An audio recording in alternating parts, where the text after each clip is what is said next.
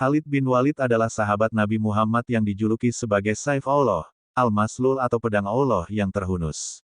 Julukan pedang Allah itu diberikan berkat kejeliannya dalam bidang militer dan ahli taktik perang. Sebagai ahli militer, Khalid bin Walid menjadi salah satu panglima perang Islam yang tidak terkalahkan sepanjang karirnya. Ia menjadi panglima perang militer Islam dari era Nabi Muhammad hingga Khalifah Umar bin Khattab.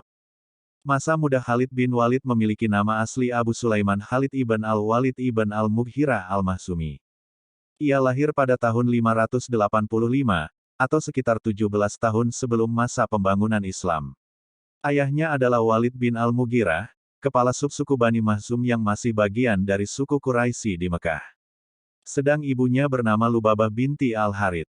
Sesuai dengan tradisi kaum Quraisy pada zaman itu, Khalid yang baru lahir dikirim ke sebuah suku Badui di gurun. Ia dirawat oleh ibu angkat hingga berumur 5 atau 6 tahun, sebelum dikembalikan ke orang tuanya di Mekah. Khalid termasuk dalam keluarga dekat Nabi. Pasalnya, bibinya yang bernama Maimunah adalah salah satu istri Nabi. Terjun ke medan perang dalam budaya Arab saat itu, seorang anak lelaki dianggap sebagai ksatria dan pemimpin sejati apabila cakap dalam seni berperang. Hal ini yang mendasari Khalid bertekad untuk menjadi seorang ksatria yang hebat di tanah Arab. Dorongan dari sang ayah dan keluarga besarnya yang merupakan orang terpandang di suku Quraisy juga menjadi dasar Khalid untuk mendapatkan kedudukan terhormat. Dalam proses belajar seni bela diri dan berperang, ia dengan mudah menguasai teknik memanah, berkuda, dan memainkan pedang. Selain itu, ia juga memfokuskan diri pada taktik militer. Bakatnya ini semakin terasa berkat ketekunan dan latihan keras yang dilaluinya. Khalid dewasa menjelma menjadi orang yang berani dan mahir dalam bidang militer. Pengetahuannya mengenai taktik perang pun menakjubkan.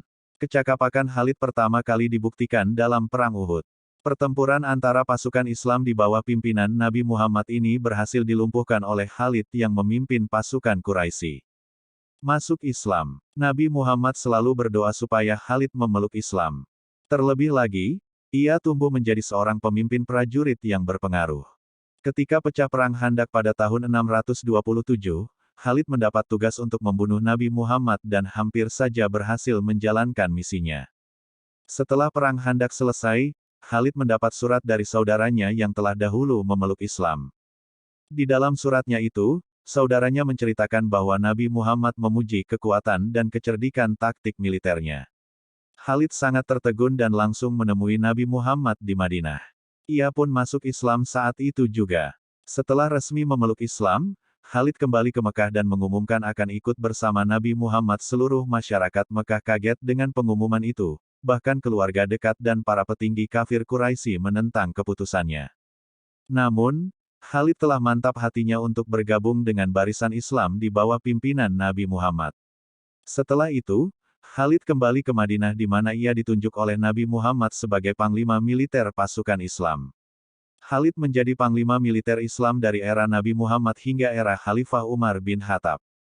Memimpin perang. Khalid bin Walid sebagai ahli militer pasukan Islam terlibat dalam beberapa peperangan, yaitu Perang Yarmuk, Pertempuran Mu'tah, Perang Riddah, Perang Persia Mesopotamia, Perang Suriah Romawi, Pertempuran Walaja, Pertempuran Yamamah, Pertempuran Ulais, Pertempuran Firas, Perang Romawi Timur Arab.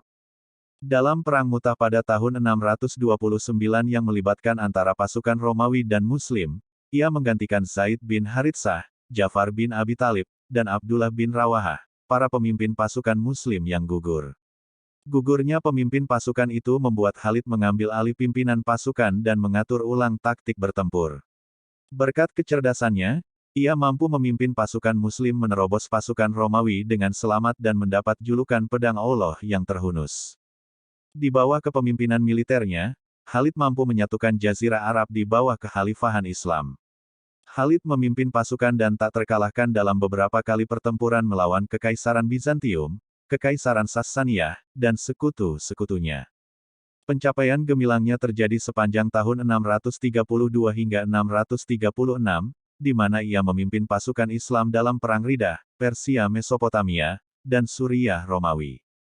Khalid juga dikenal karena kemenangan telaknya pada Pertempuran Yamamah, Pertempuran Ulais, Pertempuran Firas, Pertempuran Walaya, dan Pertempuran Yarmuk.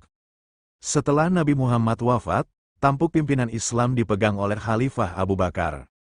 Di era Khalifah Abu Bakar, Khalid masih dipercaya memimpin pasukan Islam dalam beberapa pertempuran, salah satunya Perang Riddah.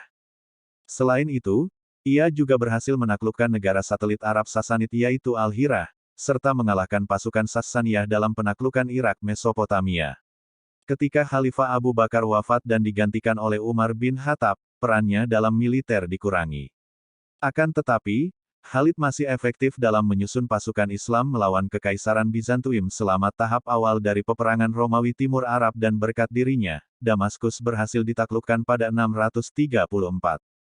Wafat pada 638, Khalid diberhentikan dari karir militernya oleh Khalifah Umar bin Khattab. Khalid bin Walid meninggal di Homs, Suriah, pada tahun 21 Hijriyah atau 642 Masehi di usia 50 tahun di tempat tidurnya. Sosoknya kemudian dikenal sebagai pahlawan Islam yang berperan memimpin pasukan umat Muslim menyatukan Jazirah Arab. Selama pertempurannya yang mencapai ratusan, Khalid dipastikan tidak terkalahkan.